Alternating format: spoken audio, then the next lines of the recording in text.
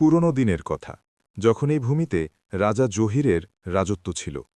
সে এতটাই জালিম বাদশা ছিল যে তার জুলুমের আগুনে পুরো দেশ জ্বলছিল। কারাগারগুলো বাবা ও ছেলেদের দিয়ে ভরে গিয়েছিল। মায়েদের মুখে কান্না ছাড়া আর কোনো শব্দ বাকি ছিল না, কারণ যে ব্যক্তিই তার বিরোধিতা করত তাকে নির্মমভাবে হত্যা করা হতো। রাজা জহিরের সবচেয়ে ভয়ানক শাস্তি ছিল যে সে নির্দোষ মানুষদের ক্ষুধার্ত সিংহের সামনে ফেলে দিত, আর মজলুমদের আর্তনাদ তার সিংহাসনের অলঙ্কারে পরিণত হয়েছিল। তার জুলুম থেকে কেউ রেহাই পায়নি, না কোনো বৃদ্ধ, না কোনো নারী, আর না কোনো নিষ্পাপ শিশু। সবাই তার ভয়ে দিন পার করত। রাজা জহির যখন তার রথে চড়ে রাস্তা দিয়ে যেত, তখন তার চোখেও ভয়ের ছায়া দেখা যেত, আর পুরো গ্রাম তার পদধ্বনিতে কেঁপে উঠত। গ্রামের রাস্তা দিয়ে তার পার হওয়াটা ছিল মৃত্যুর ছায়ার মতো। মানুষ নিজেদের ঘরে লুকিয়ে পড়ত এবং দরজাগুলো ভয়ে কাঁপতে থাকত। রাজা জহির কেবল নিজের হাত তুলত, আর সেই ইশারাতেই ক্ষুধার্ত সিংহদের ছেড়ে দেওয়া হতো, যেগুলো নির্দোষ মানুষদের নির্মমভাবে ছিঁড়ে খুঁড়ে ফেলত। বাচ্চাদের আর্তনাদ বাতাসে প্রতিধ্বনিত হতে থাকত, আর রাজা জহির সেই আওয়াজ শুনে হাসত, কারণ এই আর্তনাদগুলো তার কাছে সঙ্গীতের মতো মনে হতো, যা তাকে আনন্দ দিত। এই মজলুম মানুষগুলোর অপরাধ শুধু এতটুকুই ছিল যে তারা আল্লাহর সামনে মাথা নত করত, তার ইবাদত করত এবং তার সামনে সিজদা করত। সেই জালিম বাদশার দৃষ্টিতে ইবাদত করাটাও ছিল বিদ্রোহ, আর যে বিদ্রোহ করত তার কপালে সিংহের শিকার হওয়াটা অবধারিত ছিল। রাজা জহিরের রাজ্য থেকে দূরে একটি ছোট্ট গ্রাম ছিল, যেখানকার মানুষের মনে ঈমানের আলো তখনও জ্বলজ্বল করছিল। তারা সবাই আল্লাহর আজ্ঞাবহ ছিল, ধৈর্যশীল ছিল এবং সত্যের পথে চলা মানুষ ছিল। এই ঈমানই তাদের রাজা জহিরের জুলুমের সামনে মাথা নত করা থেকে বিরত রেখেছিল। আর সেই গ্রামেই জমিলা নামের এক বয়স্কা নারী বাস করতেন, যিনি অত্যন্ত নেক ও পবিত্র চরিত্রের অধিকারিণী ছিলেন। তিনি নিজের পুরো জীবন কঠোর পরিশ্রমে পার করেছিলেন, এবং স্বামীর মৃত্যুর পরও তিনি ধৈর্য ও অবিচলতার এক অনন্য দৃষ্টান্ত হয়েছিলেন। তার সবচেয়ে বড় সম্পদ ছিল তার মেয়ে সামিনা, যে শুধু দেখতেই সুন্দরী ছিল না, বরং অত্যন্ত নেক দিল ও পরহেজগারও ছিল। সামিনার রূপের চর্চা পুরো গ্রামে ছড়িয়েছিল। সে যখন মাঠের দিকে যেত, তখন মানুষের মনে হতো যেন চাঁদের আলো মাটিতে নেমে এসেছে। তবে তার সৌন্দর্য শুধু চেহারায় নয়, অন্তরেও ছিল, কারণ সে গ্রামের মানুষদের সাহায্য করত, অসুস্থদের সেবা যত্ন করত, এবং তার মুখ থেকে আল্লাহর জিকির কখনো সরত না। জমিলা এবং সামিনা খুব সাধারণ জীবনযাপন করত। মা কয়েকটি ছাগল পালতেন এবং সেগুলোর দুধ বিক্রি করে সংসার চালাতেন, আর সামিনা মাঠে কাজ করে তার মাকে সাহায্য করত।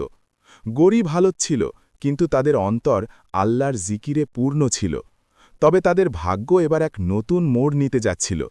এক মনোরম সকালে, যখন চারদিকে প্রশান্তি বিরাজ করছিল, ফজরের নামাজের পর সামিনার রুটিন ছিল যে সে তার ছাগলগুলোকে মাঠের দিকে নিয়ে যেত। এই নিয়ম বছরের পর বছর ধরে চলছিল। সে পুরো দিন মাঠে কাটাত, আল্লাহর দেওয়া নিয়ামতের মধ্যে ডুবে থাকত, ছাগলগুলোকে পানি পান করাত এবং তাদের নরম ঘাস খেতে দিত। সন্ধ্যায় যখন ছাগলগুলো থেকে দুধ পাওয়া যেত, জমিলা তা গ্রামে বিক্রি করে রোজগারের ব্যবস্থা করতেন, কারণ তাদের আসল সম্পদ ছিল ঈমান ও সরলতা, এমন সম্পদ যা পৃথিবীর যে কোনো গুপ্তধনের চেয়ে অনেক বেশি মূল্যবান। সামিনার হৃদয় আল্লাহর ভালোবাসায় পরিপূর্ণ ছিল। সে প্রায়ই তার মায়ের পায়ের কাছে বসে মায়ের উপদেশ খুব মনোযোগ দিয়ে শুনত। জমিলা ভালোবাসা ও বিশ্বাসের সাথে বলতেন, মা, সব সময় আল্লাহর ওপর ভরসা রেখো, তিনিই আমাদের সবচেয়ে বড় আশ্রয়। আর তার কণ্ঠস্বরে এমন এক দৃঢ় বিশ্বাস ছিল, মনে হতো যেন তা যুগের পর যুগ ধরে চলা পরীক্ষার মধ্য দিয়ে পরিশুদ্ধ হয়ে এসেছে। অন্যদিকে রাজা জহিরের অহংকার ও জুলুম দিন দিন বেড়েই চলছিল, আর সে তার সাম্রাজ্যে এমন সব কানুন জারি করে দিয়েছিল যে তার ইশারা ছাড়া কেউ নিঃশ্বাস পর্যন্ত নিতে পারত না। একদিন সামিনা তার পুরো দিন জঙ্গলে কাঠ কুড়িয়ে পার করল। আকাশে সূর্য তার জ্বলন্ত উত্তাপ ছড়াচ্ছিল, এবং সামিনার কপালে ঘামের বিন্দু চিকচিক করছিল। অবশেষে যখন ক্লান্তি তাকে ঘিরে ধরল, তখন সে একটি ঘন ও ছায়াযুক্ত গাছের নিচে বসে পড়ল। নরম ঘাসের উপর হেলান দিয়ে চোখ বন্ধ করল, এবং চোখের পলকেই ঘুমের রাজ্যে হারিয়ে গেল। হঠাৎ এক ভয়ানক আওয়াজ সামিনাকে প্রবল ঝাঁকুনি দিয়ে জাগিয়ে তুলল, আর সে ভয়ে লাফিয়ে উঠল। তার হৃৎপিণ্ড জোরে জোরে স্পন্দিত হতে লাগল। আওয়াজটা অদ্ভুত ছিল, যেন কেউ তীব্র যন্ত্রণায় ছটফট করছে। তার মুখ দিয়ে অজান্তেই বেরিয়ে এলো, ইয়া আল্লাহ, তোমার পানাহ চাই। তার মনে চিন্তার উদয় হল, কোথাও কোনো হিংস্র প্রাণী তো নয়। আর সে তার কুড়ালটি শক্ত করে ধরল। ভয় ছিল, কিন্তু তার চোখে সাহসের দীপ্তিও ছিল। আস্তে আস্তে সে সেই দিকে এগিয়ে গেল যেদিক থেকে ভয়ানক আওয়াজ আসছিল। আর সে যে দৃশ্যটি দেখল তা গায়ের লোম খাড়া করে দেওয়ার মতো ছিল।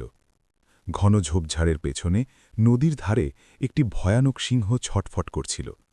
তার শরীর মাটি ও রক্তে মাখামাখি হয়েছিল এবং তার চোখে যন্ত্রণার প্রতিচ্ছবি স্পষ্টভাবে ফুটে উঠছিল। সে পানির দিকে যাওয়ার চেষ্টা করছিল, কিন্তু তার সামনের পায়ে বড় বড় ও ধারালো কাঁটা ফুটেছিল। যখনই সে নড়াচড়া করত, যন্ত্রণায় চিৎকার করে উঠত। সামিনা কিছু মুহূর্ত সেখানেই দাঁড়িয়ে রইল। সে ভাবছিল, এটা একটা হিংস্র প্রাণী, আমি যদি এর সাহায্য করি তবে এটা কি আমার উপরই আক্রমণ করবে না? কিন্তু পরক্ষণেই তার মায়ের উপদেশ মনে পড়ে গেল। মা, যার মনে দয়া আছে আল্লাহ তাকে কখনো ধ্বংস করেন না। সে বিসমিল্লাহ পড়ল এবং ধীরে ধীরে সেই আহত সিংহের দিকে এগিয়ে গেল। খুব সাবধানে সে সিংহের পা থেকে প্রথম কাঁটাটি বের করতে শুরু করল। আর কাঁটা বের হতেই সিংহটি এমনভাবে গভীর স্বস্তির নিঃশ্বাস ফেলল যেন তার ওপর থেকে কোনো ভারী বোঝা নেমে গেছে। এরপর সামিনা দ্বিতীয় কাঁটাটি বের করতে শুরু করল। সামিনা তৃতীয় কাঁটাটিও বের করল এবং কিছুক্ষণের মধ্যেই সিংহের পা পুরোপুরি মুক্ত হয়ে গেল। কিছুক্ষণের জন্য চারদিকে নীরবতা ছেয়ে গেল, আর সামিনার বুক দুরুদুরু করে কাঁপতে লাগল। সে ভাবছিল, এখন কি এটা আমার উপর আক্রমণ করবে, নাকি সে বুঝতে পেরেছে যে আমি তার উপর অনুগ্রহ করেছি? সে পা টিপে টিপে আস্তে আস্তে পিছনে সরে আসতে লাগল। কিন্তু আশ্চর্যের বিষয় হল, সিংহটি নিজের জায়গায় দাঁড়িয়ে রইল এবং তাকে দেখতে থাকল।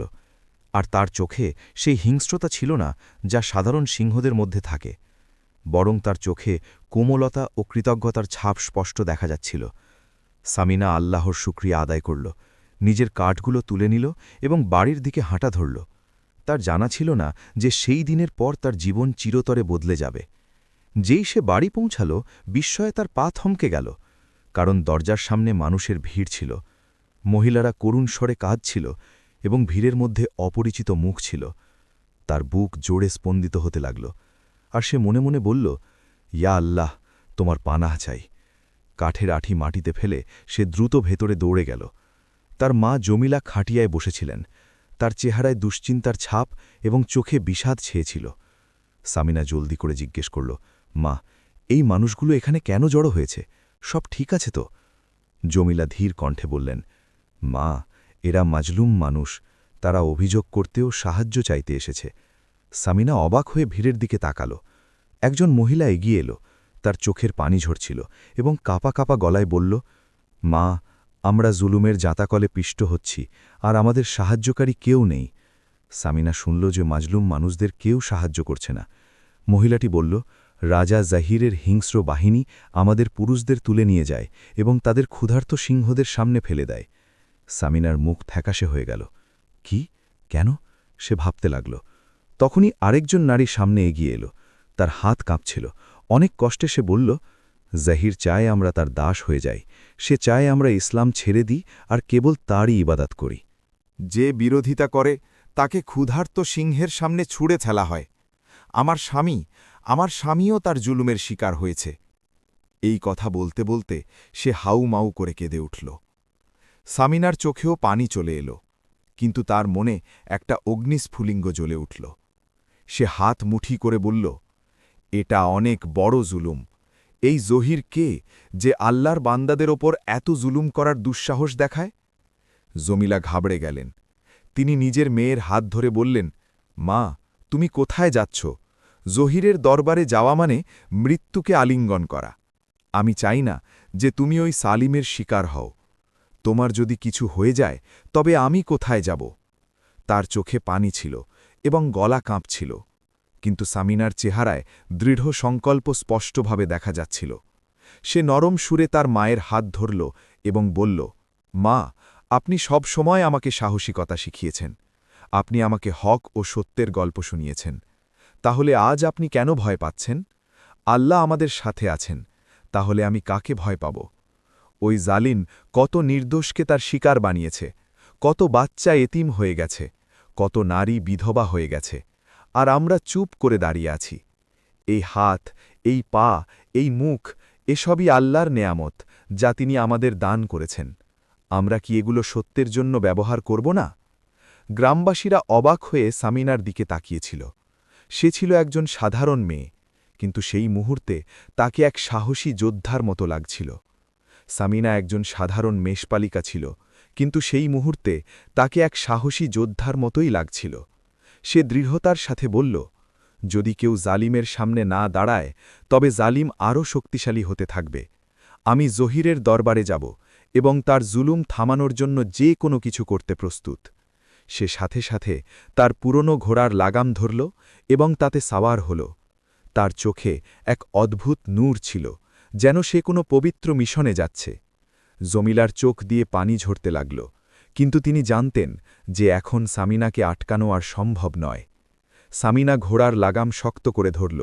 জহিরের দুর্গের কাছে পৌঁছতেই সে পাহারাদারদের সামনে থামল এবং উঁচু গলায় বলল, আমি তোমাদের বাদশার সাথে দেখা করতে চাই। সৈন্যরা অবাক হয়ে একে অপরের দিকে তাকাল। একজন মেষপালিকা মেয়ে যে জঙ্গলে ছাগল চড়ায়, সে আজ জহিরের সাথে দেখা করতে চায়। সৈন্যরা দুর্গে ঢুকল এবং বাদশার দরবারে গিয়ে বলল, জাহাপনা, একটি মেয়ে যার নাম সামিনা, সে দরজায় দাঁড়িয়ে আছে এবং আপনার সাথে দেখা করতে চায়। নিজের ঔদ্ধত্যের জন্য বিখ্যাত জহির হালকা হাসল এবং অহংকারের সাথে বলল, একজন সাধারণ গ্রামের মেয়ে, কার এত বড় দুঃসাহস যে আমার দরবারে এভাবে আসে? যাও আর বলে দাও, বাদশাহ সাধারণ মানুষের সাথে দেখা করে না। কিন্তু ভেতর ভেতর সে চিন্তিত ছিল, এই সামিনা কে? কেউ তো আমার চোখে চোখ রেখে তাকানোর সাহস পায় না, আর এই মেয়ে এত সাহসের সাথে আমার দরবারে ঢোকার অনুমতি চাইছে। সে তার বিশেষ রক্ষীদের ইশারা করে বলল, এই মেয়ের সম্পর্কে তথ্য জোগাড় করো। সে কে, কোথা থেকে এসেছে এবং তার উদ্দেশ্য কি? জহির তার রক্ষীদের ইশারা করে আবার বলল, এই মেয়ের সম্পর্কে তথ্য জোগাড় করো। সে কে, কোথা থেকে এসেছে এবং তার উদ্দেশ্য কি? সৈন্যরা তার গ্রামের দিকে রওনা হল এবং তদন্ত শুরু করে দিল। খুব তাড়াতাড়ি তারা জানতে পারল যে সামিনা কোনো সাধারণ মেষপালক নয়, বরং একজন সাহসী মেয়ে যে সত্যের পক্ষে দাঁড়ায় এবং আল্লাহ ছাড়া কাউকে ভয় পায় না। সে জুলুমের বিরুদ্ধে সত্যের আওয়াজ বুলন্দ করতে এসেছে। সৈন্যরা এই খবর নিয়ে দুর্গের দিকে ফিরল, কিন্তু কাছে পৌঁছতেই তারা শোরগোল শুনতে পেল। দুর্গের বাইরে লোকজন জমায়েত হয়ে স্লোগান দিচ্ছিল। জহিরের মনে ভয় ঢুকে গেল। জালিমের দিন শেষ হয়ে আসছিল। সে নিজের সিংহাসনে বসে স্লোগানের আওয়াজ শুনছিল। প্রথমবারের মতো তার চেহারায় দুশ্চিন্তার ছাপ ফুটে উঠল। সে মনে মনে বলল, আমার রাজ্যে এসব কি হচ্ছে? আসলেই কি কেউ আমার বিরুদ্ধে দাঁড়ানোর দুঃসাহস দেখাচ্ছে? দুর্গের বাইরে আওয়াজ আরও জোরালো হল, জহির এক কাপুরুষ। এই স্লোগান দুর্গের দেয়ালে ধাক্কা খেয়ে সিংহাসন কক্ষ পর্যন্ত পৌঁছল। সৈন্যদের মধ্যে ক্ষোভ ছড়িয়ে পড়ল। তারা ঘাবড়ে গিয়ে বাদশার কাছে পৌঁছল এবং বলল, জাহাপনা, বড় বিপদ এসে গেছে। বাইরে মানুষ বিদ্রোহের দ্বারপ্রান্তে। তারা বলছে যে আপনার দাপট শেষ হয়ে গেছে, আর আপনাকে কাপুরুষ বলছে। জহির যখন এটা শুনল, তখন রাগে তার মুখ লাল হয়ে গেল। সে হাত মুঠি করে সিংহাসনের ওপর জোরে ঘুষি মারল। কি? এটা কিভাবে হতে পারে? কখনো কেউ আমার সাম্রাজ্যের দিকে আঙুল তোলার সাহস করেনি। তারপর সে চিৎকার করে উঠল। সৈন্যরা নজর নিচু করে বলল, জাহাপনা, এসব ওই মেয়ে সামিনার কারণে হচ্ছে, যাকে আপনি দরবারে আসার অনুমতি দেননি। মানুষের মনে হচ্ছে যে আপনি তাকে ভয় পেয়েছেন, তাই তাকে ভেতরে আসতে দেননি। জহিরের চোখ দিয়ে যেন আগুনের ফুলকি ঝরতে লাগল। জহির রাগে গর্জে উঠে বলল, সে কে যে মানুষকে আমার বিরুদ্ধে খেপিয়েছে? সৈন্যরা সম্মানের সাথে মাথা নিচু করে উত্তর দিল, জাহাপনা, সে কাছেরই এক গ্রামের সাধারণ মেষপালক, কিন্তু তার সাহস অসাধারণ। সে সত্যিই খুব সাহসী, আল্লাহর ওপর পূর্ণ ঈমান রাখে, কাউকে ভয় পায় না এবং প্রকাশ্যে আপনার মোকাবিলা করতে এসেছে। এটা শোনামাত্রই জহির অট্ট হাসি হাসল এবং অহংকারের সাথে বলল, একজন মেষপালিকা মেয়ে আমাকে চ্যালেঞ্জ করছে। আমি তাকে এমন শিক্ষা দেব যা দুনিয়া কখনো ভুলবে না। আমি তাকে ক্ষুধার্ত সিংহদের সামনে ফেলে দেব, তারপর দেখব তার রব তাকে বাঁচায় কিনা। বাদশার চেহারায় রাগ পরিষ্কার ফুটে উঠছিল এবং তার চোখে অহংকার চমকাচ্ছিল।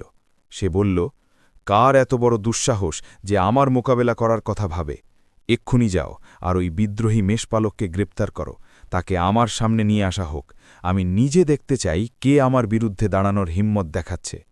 সৈন্যরা দেরি না করে আদেশ পালন করল এবং সামিনাকে গ্রেপ্তার করার জন্য তার গ্রামের দিকে রওনা হল। মাগরিবের সময় ছিল। সামিনা একটি উঁচু পাহাড়ে দাঁড়িয়ে তার ছাগলগুলোকে এক জায়গায় জড়ো করছিল। হঠাৎ সে ঘোড়ার খুরের শব্দ শুনতে পেল। কিছুক্ষণের মধ্যেই বাদশার সৈন্যরা তার বাড়ির দরজায় পৌঁছে গেল এবং উঁচু গলায় চিৎকার করে বলল, হে বুড়ি, তোমার মেয়েকে এক্ষুনি আমাদের হাতে তুলে দাও। তার মা জমিলা, যিনি চুলায় হাঁড়ি বসাচ্ছিলেন, বাইরে বেরিয়ে এলেন। তিনি সৈন্যদের দিকে তীক্ষ্ণ দৃষ্টিতে তাকালেন এবং কঠোর স্বরে জিজ্ঞেস করলেন, তোমরা কারা, আর আমার মেয়ের কাছে কি চাও?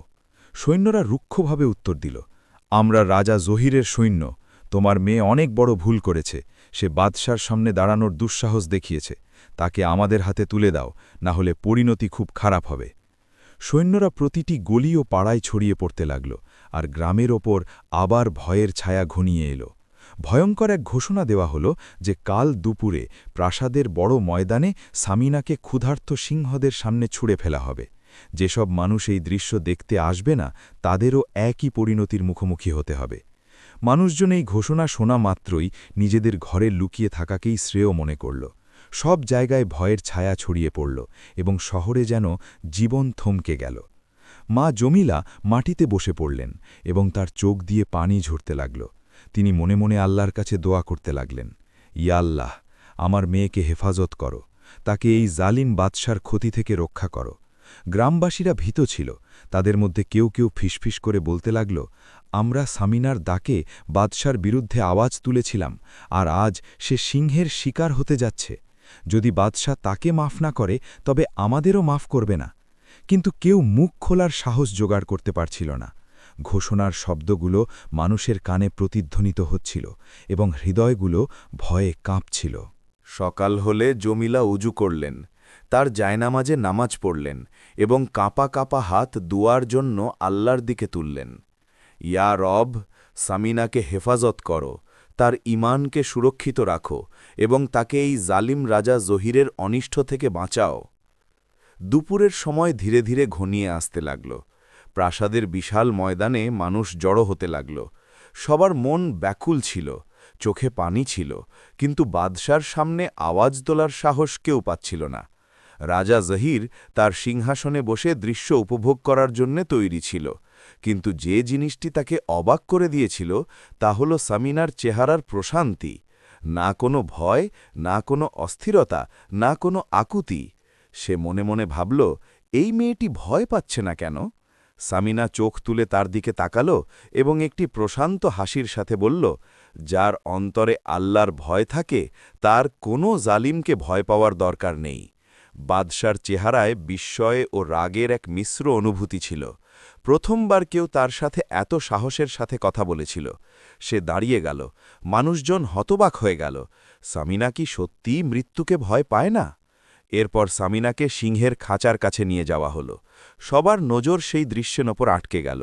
দৃষ্টিগুলো সেই দৃশ্যেই স্থির হয়ে রইল। রাজা জহির তার রাজকীয় আসনে বসেছিল।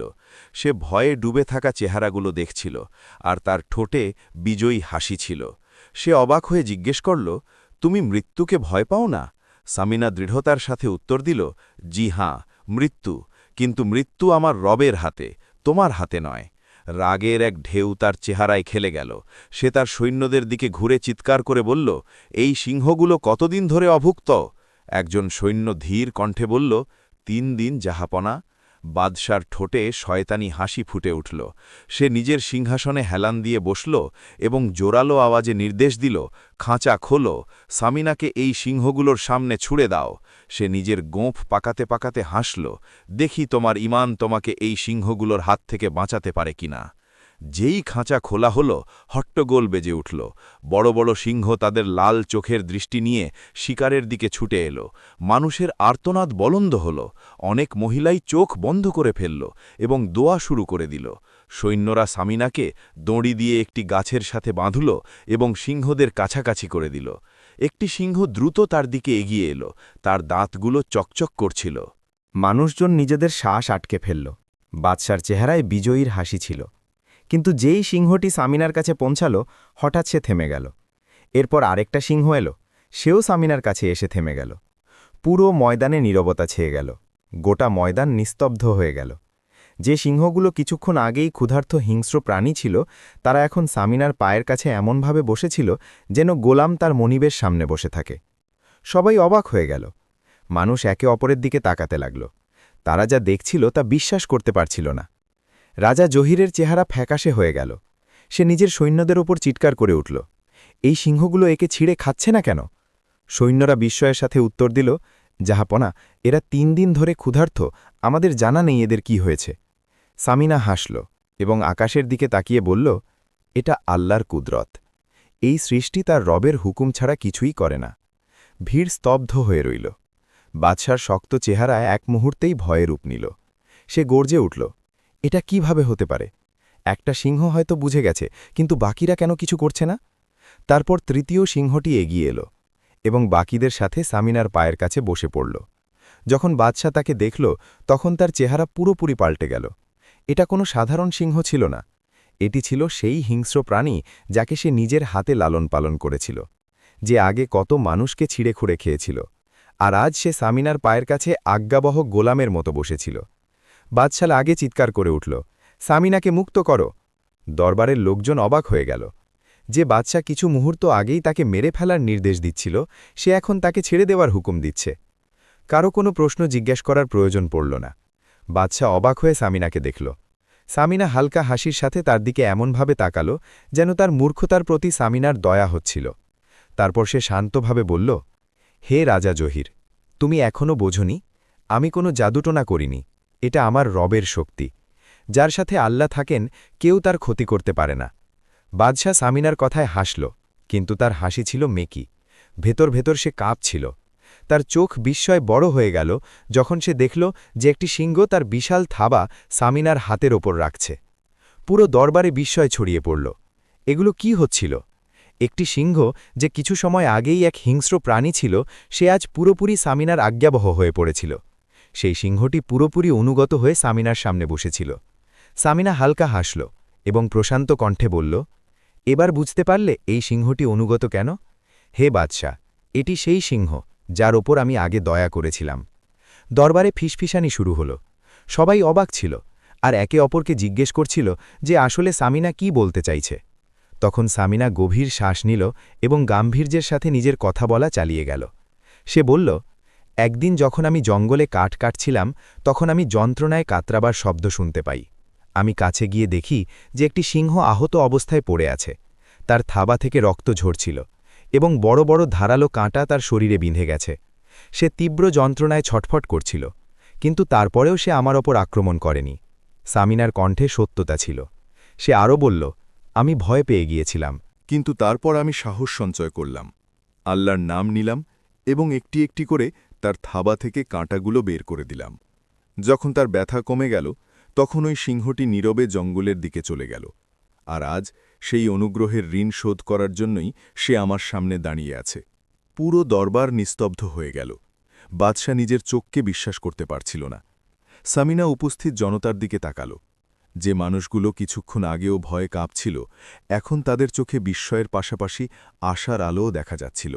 সামিনা নিজের আওয়াজ বুলন্দ করল এবং বলল, হে মানুষেরা, এই কথাটি নিজেদের অন্তরে গেঁথে নাও যে যার অন্তর আল্লাতে পরিপূর্ণ, পৃথিবীর কোনো শক্তি তাকে হারাতে পারে না।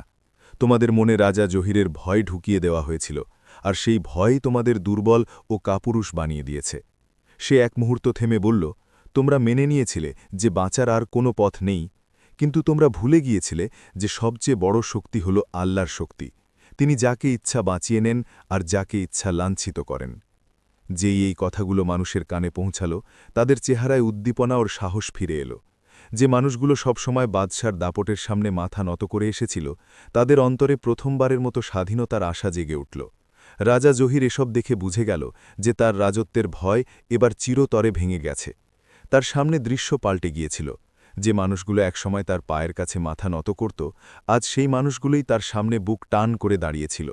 এই মেয়েটির কথাগুলো সরাসরি মানুষের অন্তরে গিয়ে বিঁধেছিল, কারণ তারা নিজেদের চোখে আল্লাহর কুদরতের এক জীবন্ত মজিজা দেখে নিয়েছিল। দরবারে দাঁড়িয়ে থাকা সৈন্য ও পারিষদেরা কাঁপছিল এবং তাদের মুখে কালেমা উচ্চারিত হচ্ছিল। এরপর যে সিংহগুলোকে জহির মানুষের উপর জুলুম চালানোর হাতিয়ার বানিয়েছিল, সেগুলোও আর তার নিয়ন্ত্রণে রইল না। দরবারের প্রতিটি কোণ সাক্ষ্য দিচ্ছিল যে আজ জুলমের রাজত্ব কেঁপে উঠেছে। আওয়াজ বুলন্দ হল, রাজা জহির মিথ্যাবাদী, তাকে শাস্তি দাও। রাজা জহিরের পা টলটলে শুরু করল। যে সবসময় মানুষকে ভয় দেখিয়েছে, আজ সেই মানুষটি নিজেই ভয়ের কয়েদিতে পরিণত হয়ে গিয়েছিল। তার বিশ্বাস হয়ে গেল যে তার রাজত্বের সূর্য এবার ডুবে গেছে। সে অনুনয় বিনয় করে বলল, না, আমাকে মাফ করে দাও। এরপর সে হাঁটু গেঁড়ে পড়ে গেল এবং কাপা কাপা গলায় বলতে লাগল, আমি আমার ভুলগুলোর জন্য লজ্জিত, আমি ইসলাম কবুল করছি, আমাকে মাফ করে দাও। সম্পদ ও ক্ষমতার নেশা আমাকে অন্ধ করে দিয়েছিল। আজ আমি বুঝতে পেরেছি যে আসল শক্তি কেবল আল্লাহরই। সামিনার চোখে ঘৃণা ছিল না, ছিল শুধু প্রশান্তি। সে জানত যে এটি বিচারের সময়, আবেগের নয়। সে কঠোর স্বরে বলল, তোমার কি মনে আছে যে কত নির্দোষ মানুষ তোমার জুলমের কারণে নিজেদের আপনজনদের কাছ থেকে আলাদা হয়ে গেছে? কত মায়েরা নিজেদের সন্তানদের লাশ তুলে ধরেছে, আর কত বাবারা নিজেদের পরিবারকে ধ্বংস হয়ে যেতে দেখেছে? একটি ক্ষমা কি সেই সব ব্যথা মুছে ফেলতে পারে? দরবারে সবার চোখ সিক্ত ছিল। যেসব মায়েদের সন্তান মারা গিয়েছিল এবং যেসব নারীদের স্বামী খুন হয়েছিল, সবার চোখে বছরের পর বছর জমানো কষ্ট নেমে এসেছিল। সামিনার কণ্ঠ প্রতিধ্বনিত হয়ে উঠল, আজ তুমি সেটাই ভোগ করবে যা তুমি অন্যদের ভোগিয়েছ। আল্লাহ সবসময় জালিমের কাছ থেকে তার জুলমের হিসেব নেন, আর আজ তোমার পালা। রাজা জহির মাথা নিচু করে ফেলল। সে উপলব্ধি করতে পারল যে তার খেলা শেষ হয়ে গেছে। পেছনে সরতে সরতে তার মনেই ছিল না যে তার পেছনে সেই গর্তটি রয়েছে, যেখানে হিংস্র সিংহগুলো বন্দী রয়েছে। সেই সিংহগুলো যাদের সে মানুষকে ভয় দেখানোর জন্য আর মেরে ফেলার জন্য পালন করেছিল। সামিনা একপাশে দাঁড়িয়ে সব কিছু দেখছিল। তার চোখে ছিল কৃতজ্ঞতার অশ্রু। হঠাৎ সৈন্যরা জহিরকে ধাক্কা দিল এবং পুরো ময়দান নিস্তব্ধতায় ডুবে গেল।